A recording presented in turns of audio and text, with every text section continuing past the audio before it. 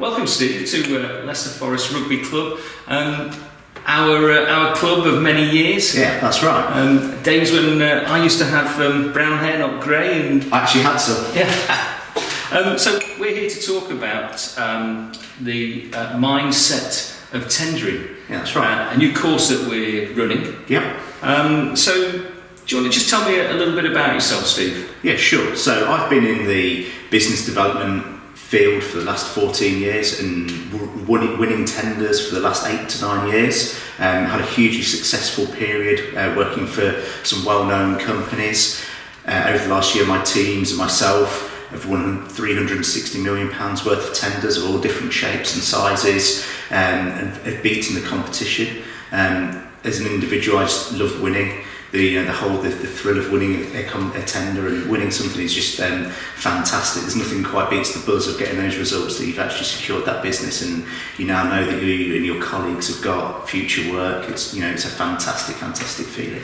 A bit like when you used to play rugby, I think, the feeling of winning. So just tell me, what's the industry standard for winning tenders? Okay, so in the fields that I've worked in, if you're hitting 25-30% of what you've bid for, you're doing very well.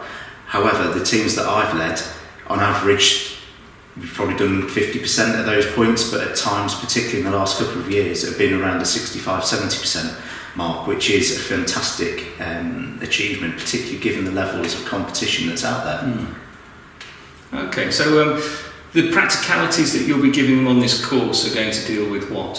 So how you find tenders, how to approach a tender, to understand the detail of the documents, understand all the bits that are behind it, all the things that you need to look at, and really get to the nub of what the procurer is asking. What is it they're actually asking? What is it that they're looking for? Okay. So how did we get together then? Well, when we were chatting, we looked at why was I so successful? Why were those rates so much higher than others? And we looked at the Mind Sonar tool and thought, actually, this could be a really useful way to try and get to the understanding of what was different, what was I doing differently, how was I approaching things differently, how was I sitting down and analysing that tender. So for those that don't know what Mind Sonar is, please, why don't you tell us a little bit more about it? Okay, so Mind Sonar is a tool which you can get to the heart of somebody's thinking. Okay. It's very adept at looking at how somebody does something and then measures their thinking style. Okay. So it's context specific, okay, and we use it in different variety of places. Okay. In particular, when we want to model somebody's behaviour, we find out how they do it so well. Okay. And Mind Sonar is born from the world of neuro-linguistic programming. Okay. And we will, when we use it on you, we measured you at your best completing tenders. Okay. And where it's been used before, it's been used in the Dutch military, in leadership and management. Okay. It's been used at BMW to profile their top sales teams, and then get everybody else to work or think the same as the top guys. Okay. So they've developed training programs around that. Okay. And then I think one of its most successful uses was for the Dutch equestrian Olympic team, which had their best medal haul by using the Mind Sonar tool. Okay. Just to understand how they think and what their blind spots are. Okay. And I suppose for people listening, the key element and the different approach we're taking to tendering is actually getting to the heart of how you do it, not just what you do, but how you think when you approach a tender. Yeah, sure. And so as part of the programme, we're going to look through the practicalities. And we're going to get everybody to undertake a Mind Sonar. So they've got their own profile. And that will be able to tell them what they're really strong at, and actually what their blind spots are. And from that, we should walk away from a programme that we deliver with really strong skills and a different mindset.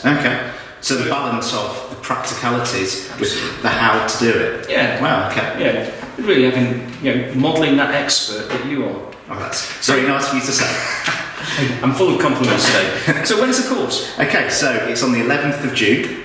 That's the first one. We're going to be running one on a monthly basis through to March next year. So but we'd really love to see people on the 11th of June. The weather's getting better, people can start getting out and about, and it'd be a really good opportunity for people to come and be involved. Where are we going to run it? Okay, so it's going to be at Leicester Forest Rugby Club, which is where we are today. It is, yeah. It's something different, rather than being stuck in a stuffy hotel room with no windows. It's a beautiful, light, airy room, lots of area to move around in, and actually give something back to the local community. Excellent, lovely. And what do you think people will really walk away from here with? What I think they'll get is that real practical know-how, that nous about understanding what it is that you need to do, what are the processes that you need to follow, what are the steps that you need to go through, starting at the end and working backwards, getting to where you need to be, having that practical skill to be able to do it. But more importantly, having the right mindset of actually, you have to sit down and do this, you have to prepare for things, you have to do all those different things. So, just out of curiosity, what did my profile say about me? Well, you see, now that would be telling everybody who's watching this, right? And they wouldn't need to come along to the session. So okay, better not do that one. If you want to undertake tenders successfully and know how Steve does it, to get the success that he's had, come along to the workshop on the 11th. Yeah, we'd love to see you then. Yeah. Please see Eventbrite. The link is below, and it gives you the full details on there. And we look forward to seeing you on the 11th. And of course, if you want to bring your rugby boots, we'll always have a kick about at lunchtime. Great. Hope to see you soon. Bye. Bye.